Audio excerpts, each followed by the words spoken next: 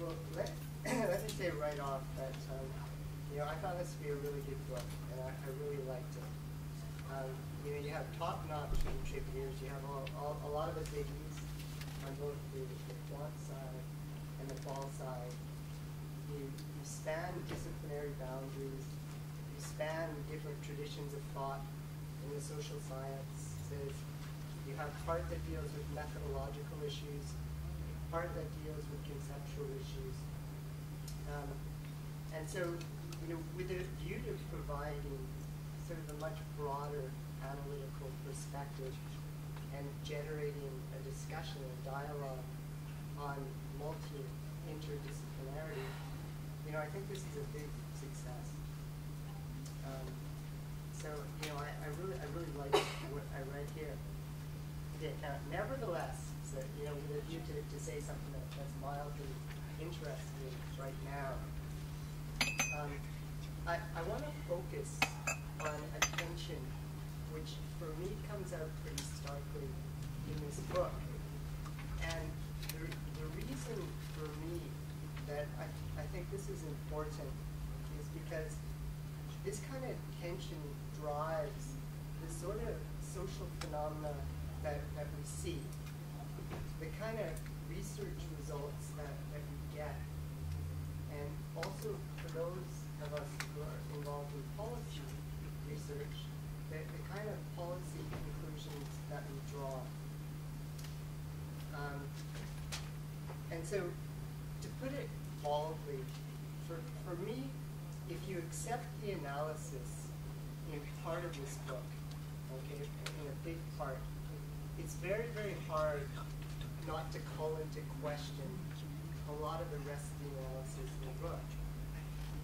Okay, so to explain what I mean, I'm going to start with the second part of the book, part 3, that presents some of the theoretical frameworks. And then I'm going to work back to part 2, which presents some of the more empirical issues related to measurement and method. Okay, so what I want to do is I want to group together 3 of the chapters, and I know most people haven't seen the book yet, so let me just read what the chapters are. These are chapters by John Harris, okay, by Andres Duprat, and by Maya Green. Okay, and I'm not going to read the full chapter titles. Okay, now, the chapters do different things, and there's differences and so on. But for me, there are 3 common elements to them. And the first is the backdrop for the critical analysis is the applied micro-tradition in economics, which typically begins with the unit of analysis as either households or firms. Typically, behavioral assumptions have something to do with maximization or rationality, subject to constraints. Okay, the second common theme of these 3 chapters is that they reject methodological individualism. So they reject the unit of analysis as the household or the firm in favor of some sort of structural analysis, even though their understanding of structure differs. Okay, so just to give a flavor for what they're arguing, John Harris says, and this is his critique of the typical way poverty is analyzed in microeconomics. The way poverty is conceptualized separates from the social processes of accumulation and distribution of wealth. And Maya Green argues, durable poverty is the effect of unequal social relations that is an outcome of the way in which societies are organized and ordered. Okay, so these 3 chapters, they reject methodological individualism. Okay, and thirdly, they reject so-called thin analyses of what poverty means, what deprivation means, in favor of more locally meaningful or significant understandings. And so, just to quote Maya Green again, okay, she says, externally imposed definitions of poverty do not necessarily correspond to local social categories of differentiation, which generally makes these kind of distinctions and which impose boundaries in different places corresponding to the system of social organization in which such boundaries come to have salience and are put to work. Okay, so what, right? So they reject these things. Well, for me, it's so a lot, because my understanding is in so rejecting, you end up rejecting, or at least fundamentally questioning a lot of this book. And so, for example, the rejection of methodological individualism, okay, not focusing on structure, would seem to me to call into question chapter 6 by Michael Carter and Chris Barrett, okay, which looks at asset holdings of households and how they relate over time, and if there's a level below which people can no longer accumulate assets and fall into traps. Chapter 11 by Sudhakar Osmani and 12 by Angus Gissing-Bring, who present standard economic analyses of different aspects of, in one case, intergenerational transmission of poverty, in the other, expected household income over time. And the rejection is on grounds that we're simply not looking at the right analytical categories and trying to explain what is happening.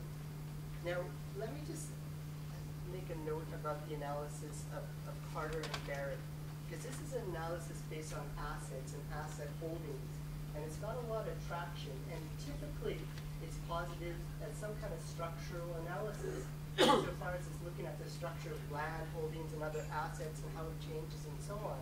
So you think, well, this is structural, but not in the sense that someone like Harris or Dutoit have in mind. So, for example, Dutoit argues, as important as access to assets and resources are the social power relations that govern this access within households and in society more broadly. This is where the seductive language of household assets becomes dangerously misleading. Okay, so something is not hanging together very neatly here.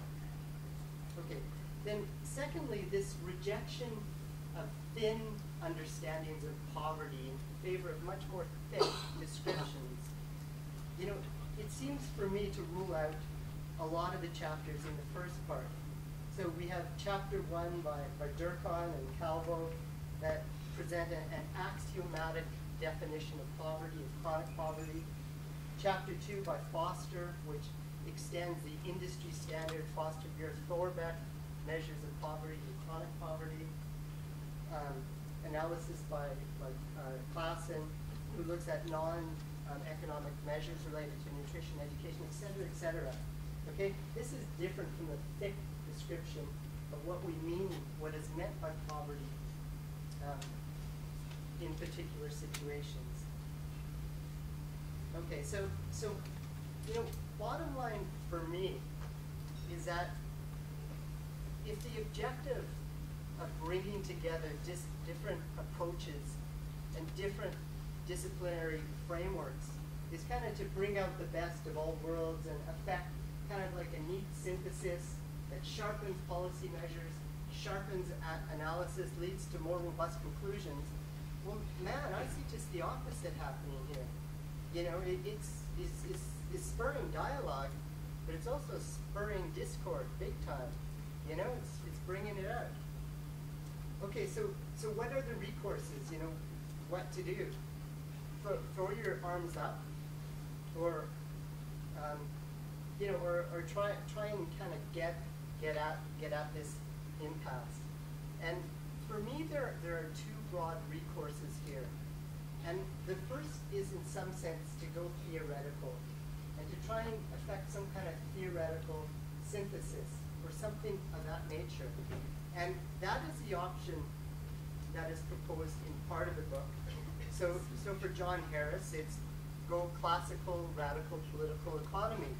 And so you have the invocation of Henry Bernstein and the simple reproduction squeeze from 25 years ago. Du Toit, he says, go critical theory. And for Michael Woolcock, who he presents an extremely interesting chapter at the end, and he proposes a richer social theory, which encompasses issues of social relationships, rules, as well as meaning structures. And all of this is very interesting and sounds very good, but the problem for me here is that theories abound. And if you went around this room right here, I'm sure we'd have as many theoretical perspectives as there are people.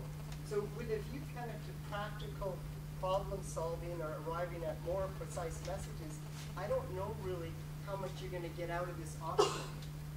So the other recourse is, in some sense, go empirical, with a view either to kind of get a sense, a sort of test of which of these different theoretical perspectives are more right than wrong, and or to combine the best of different disciplinary perspectives in an empirical sense. Okay, and here there are all kinds of problems which arise, and this has arisen in the context of the Q-squared debate. And one of the things is there are no pure facts anywhere. All facts are couched in some kind of conceptual framework or conceptual scheme. There's no pure observation. Observation is all theory-laden. Epistemology comes to bear here because what constitutes evidence, what constitutes validity criteria, so on and so on, is eminently contested. And in the context of this debate, different ways of trying to make a causal claim in the social sciences are hotly contested. In econometrics, there's the huge movement to instruments and instrumentation, and so debates abound. All right. So, there's no kind of magic bullet or elixir here from a methodological point of view, an empirical point of view, to try and address this impasse. But nevertheless, this is where I think the impasse has to be resolved. And I think there are some good examples in the empirical literature where different theoretical frameworks and different empirical and methodological approaches have been combined in fruitful ways to try and get at the same issue. But what is critical in all of these things is the last point that Tony Addison made, that there has to be this prior process of translation. And part of it is a linguistic thing, so that the words we're using mean the same to everyone involved. But part of it is a conceptual thing. So, the reference that we have in mind are similar. And then, on the basis of this, my take on at least some of the best work in the literature is that you can come to a common strategy of trying to assess empirically which of a range of theoretical or conceptual arguments hold more water than others. And it's not a mechanical thing. There's no algorithm you plug in to do this, but nevertheless, there are better examples than others that I am aware of. Okay, so bottom line, just so what I have said is not misunderstood, I think this kind of thing, is a real welcome step, and I support it wholeheartedly, and it certainly has been food for thought for me. It's spurred a lot of reflection, but nevertheless, I think that it makes clear the challenges which are faced, and the next step is really to try and attempt to face these challenges, probably in an empirical way, which tries to put together a range of different approaches. Okay, so I'm very glad to have read this book, and I've learned a lot from it. Thank you. Thank you very much, Paul.